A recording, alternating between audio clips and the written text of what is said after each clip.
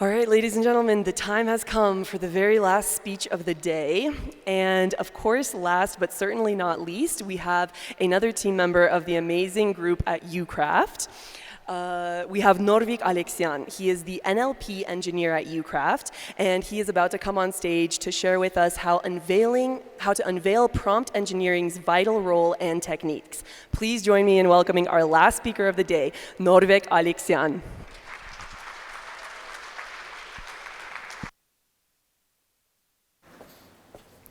Thank you.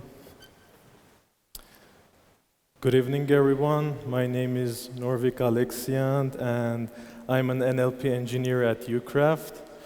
So actually, I was thinking what topic to choose for today's presentation, and then I realized that all of us somehow became prompt engineers if we used ChatGPT or Google's Bard to solve some problems at work or even in our daily lives. So today, with this presentation, I want to dive a little bit into the world of prompts. And actually, I hope after this presentation, you'll be interested to learn more about prompt engineering. But first thing first, what is prompt engineering? So prompt engineering is designing and refining text prompts to guide transformer-based language models, which is an architecture of a language model, or large language models in generating desired outputs. It involves crafting clear, detailed structure and allowing the model to process the information without the need of extra model training. So practitioners can harness the potential of large language models with carefully crafted prompts. By the way, all the images that you will see in this presentation were generated using Midjourney, which is a text-to-image visual language model using, of course, prompt engineering.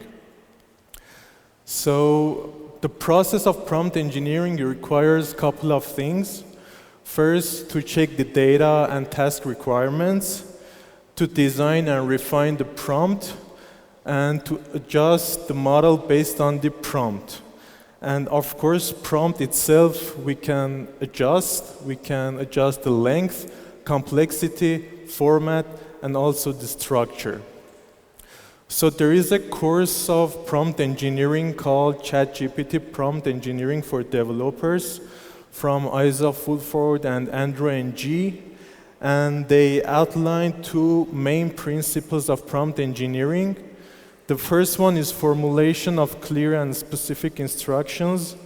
This principle stresses the importance of clear and short prompt.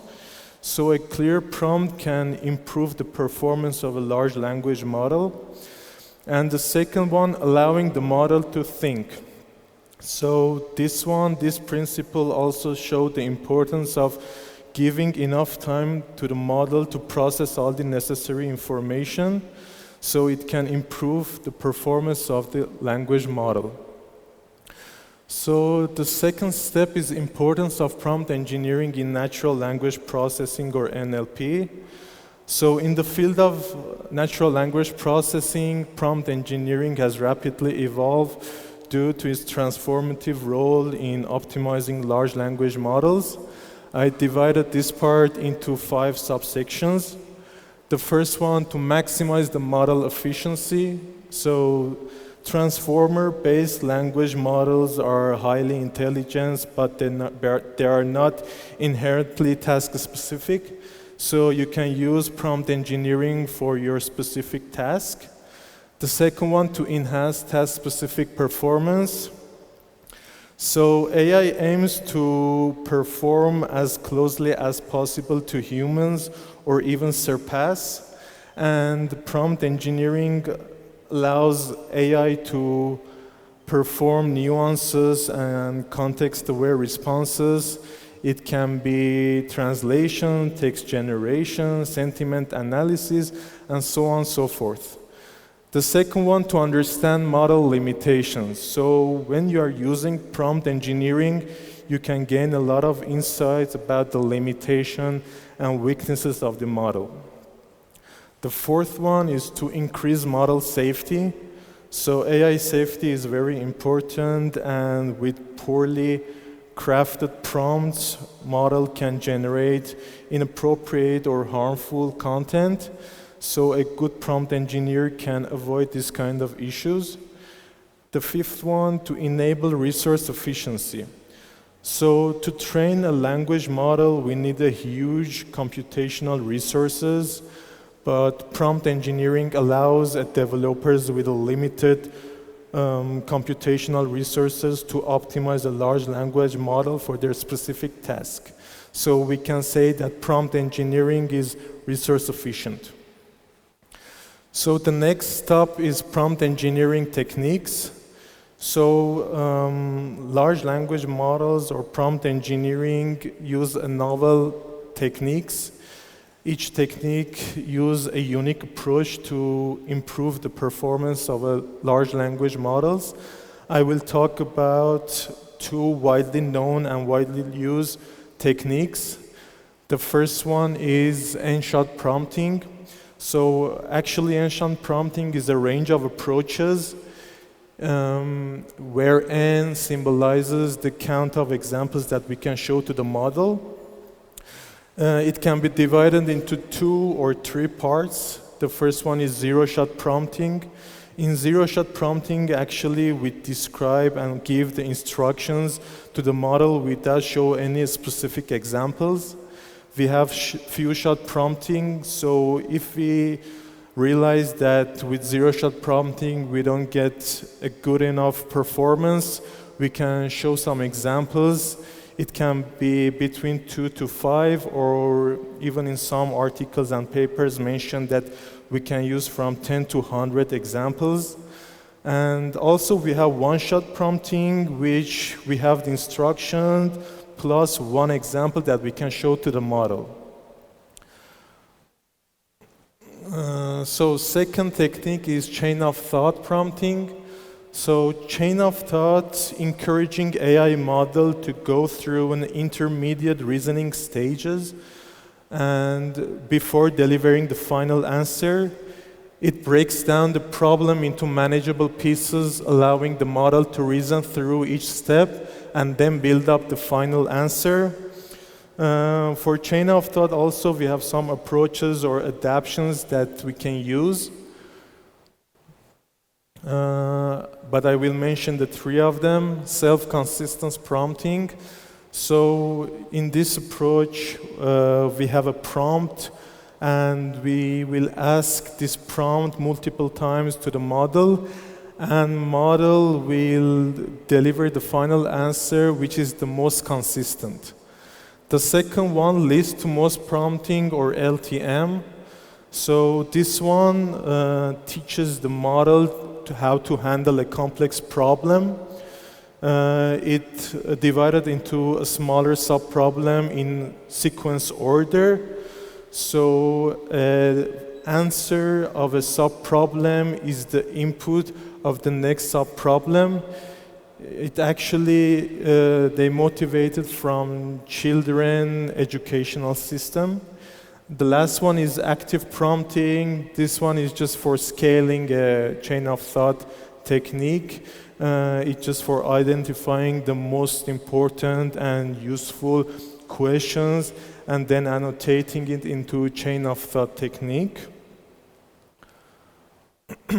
So prompt creation process. As you can see, we have 6 steps. The first one is understand the problem.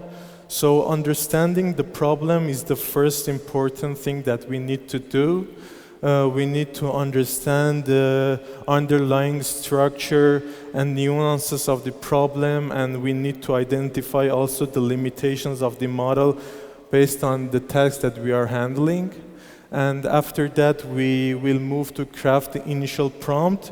So in this step, we can start describing the problem, provide some instructions, and also we can use some technique that I mentioned. You can show some examples, or you can creating the reasoning that model go through.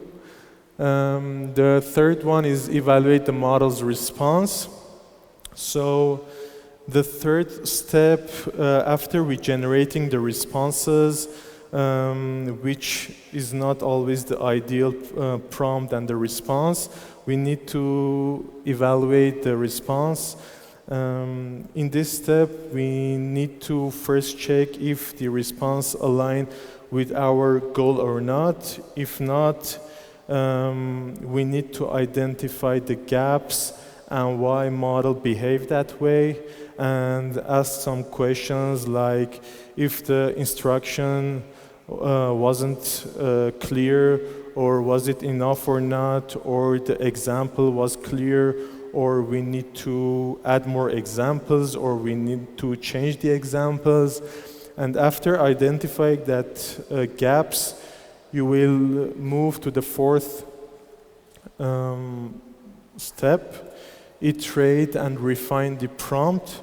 So you need to go back and start working on the gaps and problems that you find in the response. You can make some changes, like you need to change the instruction, add more examples. And after you get the good enough responses, you need to test the prompts on different models. So here you can test your prompt on different language models, but you need to expect different responses, because all the large language models has different architecture, different parameters, and most importantly, they train on a different data. And with this step, you can see if the prompt is effective and robust enough or not. And scale the prompt. Actually, this step is for a process for development to deployment. And don't forget that all these steps are iterative and cyclic. You need to always refine, you need to always change your instructions, you need to always find more good examples to enhance the performance of a large language model.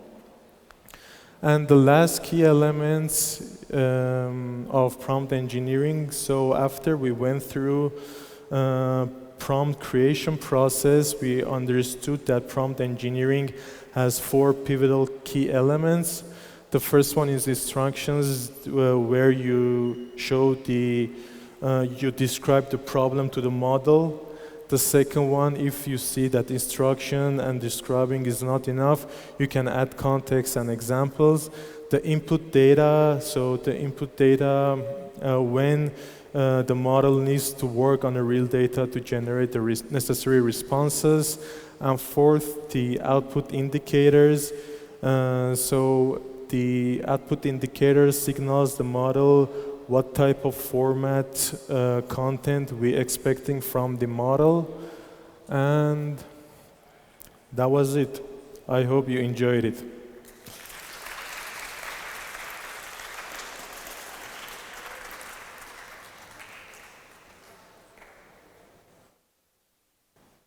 Good.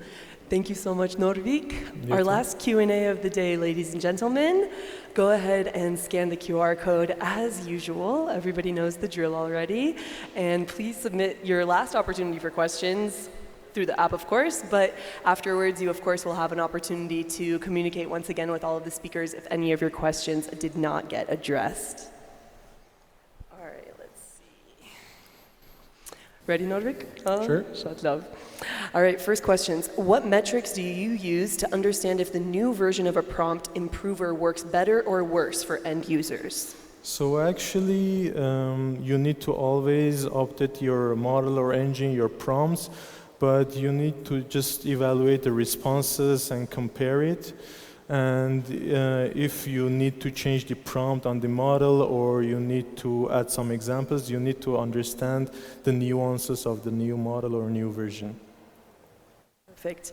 How does Ucraft generate websites with artificial intelligence? Oh, so actually this part, we teach the AI the language of a Ucraft, and we can generate the necessary content based on the user business industry, and actually and we can generate the necessary responses, identify the user-based industry, generate images or search from Unsplash, and we can do some similarity searches under the hood to find the most near Ucraft website block to use that for our generated website. Thank you very much. The second most popular question we have, could you please describe briefly a real easy example of a prompt? So really easy example of a prompt, you can just describe your problem or give some instructions to the model. For example, you need to be clear and short. If you handling some translation, you need to give the instruction like translate this following context, and if you see that the response is not good enough, you can give some translation examples to the model and see that if that example will improve the performance of the language model or not. Is there a way of evaluating a prompt besides the evaluation of the model's output? So, actually, if we are handling the translation or text generation part, we need to generate the responses to evaluate, because at the end the models are black box and you need to get familiar with the model. But for me, we always try to generate the responses and compare it. And this is the most typical evaluation process that we are doing. So much. Next question. Some people say prompt engineering is a bug and not a feature of LLMs. What is your opinion on the future of the art of prompt engineering? So actually, this one depends on the task that you are dealing with. You can get the necessary result with prompt engineering. If not, you can fine-tune the model. If you have the necessary data or the computational system, you can always fine-tune the model. But prompt engineering is good enough for small tasks, and if it gets you where you want to go, I think you can go use prompt engineering. Thank you. And last question, are there some tips that you can offer for someone looking to improve their skills in creating prompts for AI language models? Actually, the prompt creation process that I mentioned, you can use, and don't forget that you need to make your prompts clear and short, because the model will understand and we can work much easier. But you need to understand the limitations of the model and understand that you can, if you can use prompt engineering for your specific task or not. So much, Norvik. That ends our Q&A. Please join me in thanking Norvik. Ladies and gentlemen, that is the last of all of our speakers, believe it or not. It is now my pleasure to invite to the stage Gev Balyan to give us some closing remarks. And while he's coming to stage, please can I ask you to join me in giving a huge thank you to the entire team at Ucraft for putting on this amazing event. Thank you all for being here. And thank you, Ucraft, once again. 1, 2, 3. Oh, thanks. Oh, thank you, guys. This was a really, really long story. I hope you enjoyed today. I hope that the topics were really interesting for you, and you're going back home with something new, something fresh. And I just want to give a new challenge to my team right now in a live mode. Today I've heard, like I was asked many times, today. I gave what's going to be next, what's going to be next. I think that the challenge is the next Jump conference has to be really huge. It has to be massive, and it has to cover a wide range of different, like industries, not only dev or design, but also product, also marketing and other big industries. So if my team accepts the challenge, then the next, yeah? Are you sure? Okay. Then the next Jump, I'm not sure when it's gonna be. It's not gonna be someday soon, but if that's gonna happen, then I want that to be a really massive, impactful event. Yeah. Thank you so much, everyone. Thanks to the Ucraft team once again. Thank you, guys. Thank you, everyone. Thank you. Thank you, Sashka, Alexandra. Thank you. Thank you so much. And guys. thanks to the whole team working with us. Thank you.